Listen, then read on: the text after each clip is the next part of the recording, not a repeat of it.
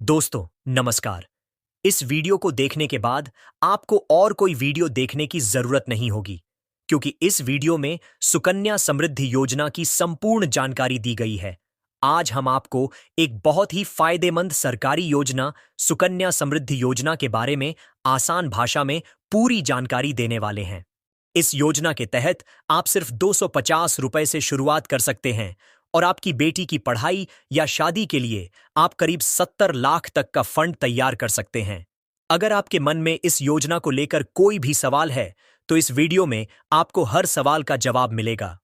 सुकन्या समृद्धि योजना को सरकार ने जनवरी 2015 में बेटी बचाओ, बेटी पढ़ाओ अभियान के अंतर्गत शुरू किया था। इसका मकसद गरीब या मध्यम वर्ग की बेटियों को पढ़ाई में मदद देना और उनकी शादी के लिए पैसा जोड़ने में सहायता करना। इस योजना में आपको ब्याज भी मिलता है, जिससे आपकी जमा की गई राशि समय के साथ अच्छी खासी रकम बन जाती है। इससे माता पिता को बेटी की पढ़ाई या शादी के समय पैसों की चिंता नहीं करनी पड़ती। इस वीडियो में हम आपको आसान तरीके से समझाएंगे कि इस योजना में कितना पैसा जमा करने पर आपको कितना फायदा मिलेगा, कितने साल तक जमा करना होगा। अगर बेटी या माता पिता की मृत्यु हो जाती है तो उस स्थिति में क्या होगा, और बाकी जरूरी जानकारी भी आपको इस वीडियो में पूरी तरह मिलेगी। अब सबसे पहले जानते हैं कि इस योजना का फायदा कौन ले सकता है और किसका खाता इसमें खोला जा सकता है। ध्यान रखें, जैसे आप बैंक में बचत खाता या चालू खाता खुलवाते हैं और आपको पासबुक दी जाती है, वैसे ही इस योजना में भी एक अलग खाता खोला जाता है जिसमें पैसे जमा किए जाते हैं। यह खाता बेटी के नाम पर खोला जाता है और इसकी देखभाल माता पिता या अभिभावक करते हैं। सुकन्या समृद्धि योजना का खाता आप किसी भी बैंक या पोस्ट ऑफिस में खुलवा सकते हैं और इसमें पासबुक भी मिलती है। यह खाता केवल बेटियों के नाम पर ही खोला जाता है, जिनकी उम्र 1 दिन से लेकर 10 साल तक होनी चाहिए। किसी भी धर्म या जाति के भारतीय नागरिक माता पिता अधिकतम 2 बेटियों के लिए यह खाता खोल सकते हैं। अगर किसी परिवार में 4 बेटियां हैं तो वे सिर्फ 2 बेटियों के नाम पर ही सुकन्या समृद्धि योजना का खाता खुलवा सकते हैं। जब आप यह खाता खुलवाने के लिए बैंक या पोस्ट ऑफिस जाते हैं तो आपको बेटी का आधार कार्ड जमा करना होता है। अगर आधार कार्ड नहीं बना है तो उसकी जगह बेटी का जन्म प्रमाण पत्र दिया जा सकता है। साथ ही पिता या संरक्षक जैसे दादा दादी का आधार कार्ड भी जमा करना होता है। यह खाता बेटी के नाम से खोला जाता है और पासबुक पर बेटी का नाम, पिता या अभिभावक का नाम, बेटी की उम्र जैसी जरूरी जानकारियां दर्ज होती हैं। चलिए अब जानते हैं कि खाता खुलवाने के बाद सुकन्या समृद्धि योजना में कितनी राशि जमा करनी होती है। इस योजना में आप हर साल कम से कम 250 रुपए और अधिकतम 1.5 लाख तक जमा कर सकते हैं। मतलब खाता खुलने की तारीख से 1 साल के अंदर यानी 365 दिनों में आपको न्यूनतम 250 रुपए जरूर जमा करने होते हैं। अब सवाल आता है कि कितने साल तक पैसा जमा करना होता है, तो इसका जवाब है 14 साल तक। 14 साल तक नियमित पैसा जमा करने के बाद आपको आगे कुछ भी जमा नहीं करना होता। जब यह खाता 21 साल पूरा कर लेता है, तब यह परिपक्व यानी मैच्योर हो जाता है और आप इसमें जमा पूरा पैसा ब्याज सहित निकाल सकते हैं। अब आपके मन में यह सवाल जरूर आ रहा होगा कि क्या इस योजना में हर महीने, 3 महीने, 6 महीने या साल में पैसे जमा करना जरूरी है? तो दोस्तों, सुकन्या समृद्धि योजना का खाता बिल्कुल एक बचत खाते की तरह ही होता है। फर्क सिर्फ इतना है कि इसमें ब्याज ज्यादा मिलता है और सालाना निवेश की एक लिमिट होती है। इसमें पैसे जमा करने की कोई तय समय सीमा नहीं है।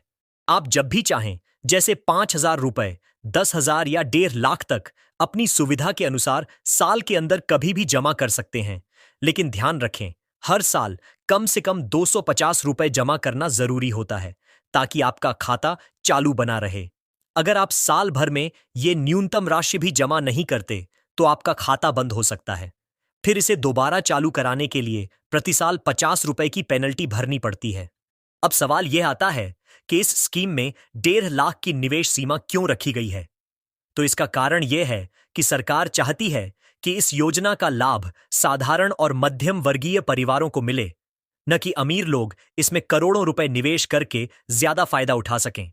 जैसा कि आप जानते हैं, आमतौर पर बचत खातों में 2% से 3% तक का ब्याज मिलता है, लेकिन सुकन्या समृद्धि योजना में 8.2% सालाना ब्याज मिलता है, जिसमें म्यूचुअल फंड या शेयर बाजार की तरह कोई जोखिम नहीं होता।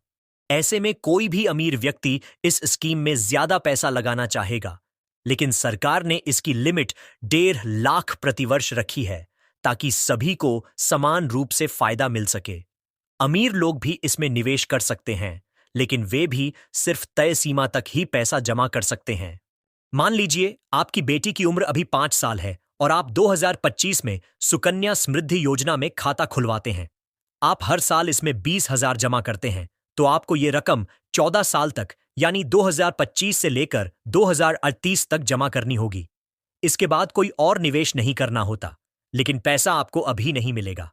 इसके बाद 7 साल और इंतजार करना होगा, यानी कुल मिलाकर 21 साल पूरे होने पर वर्ष 2046 में यह खाता मैच्योर होगा और आप सारा पैसा निकाल सकेंगे। तो इस पूरे समय में आपने कुल मिलाकर 20,000 गुणा 14 साल बराबर 3 लाख रुपए निवेश किया।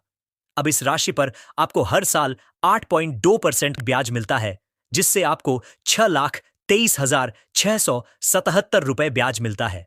तो जब खाता मैच्योर होगा तब आपको कुल 9,23,677 रुपए मिलेंगे, जिसमें आपका मूल निवेश और ब्याज दोनों शामिल हैं। दोस्तों, मैं आपको इसके कुछ पॉइंट बता देता हूं, जैसे इसके क्या क्या फायदे हैं और क्या क्या नुकसान हो सकता है, इसलिए वीडियो में बने रहे और चैनल को सब्सक्राइब करें।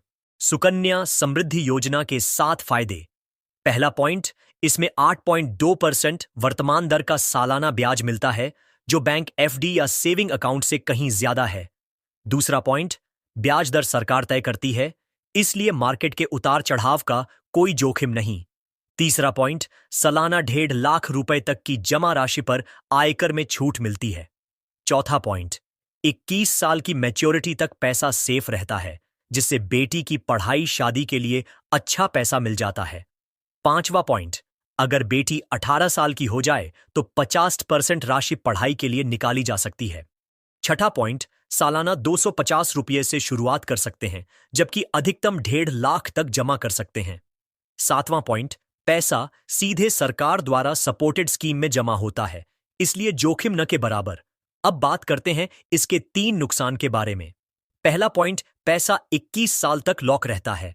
अगर जल्दी निकालना हो तो पेनल्टी देनी पड़ती है और ब्याज कम मिलता है। दूसरा पॉइंट, 18 साल के बाद केवल 50% राशि ही एजुकेशन मैरिज के लिए निकाल सकते हैं। तीसरा पॉइंट, खाता बेटी के नाम पर होता है।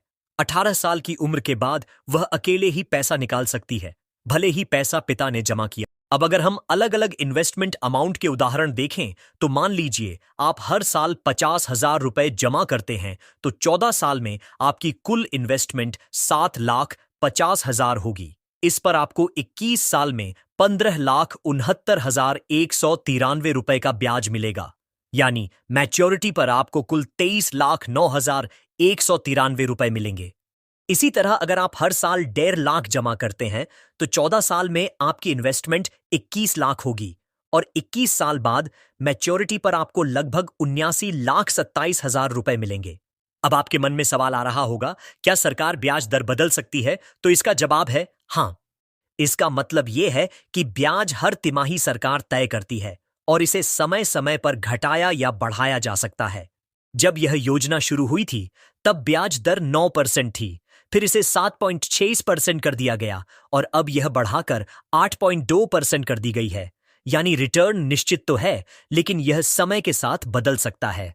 दोस्तों, वीडियो थोड़ा लंबा जरूर था, लेकिन उम्मीद है कि आपको सुकन्या समृद्धि योजना की पूरी जानकारी अच्छे से मिल गई होगी।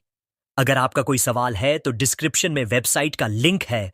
सुकन्या समृद्धि योजना से जुड़े हर सवाल का जवाब आपको मिल जाएगा, या आप कमेंट करके भी हमसे कोई भी सवाल पूछ सकते हैं।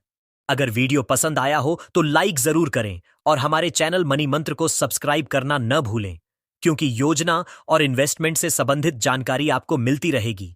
इस वीडियो में AI वॉइस का इस्तेमाल किया गया है, जो इस चैनल के मनदीप ने बनाई है, और स्क्रिप्ट भी मनदीप के द्वारा लिखी गई है।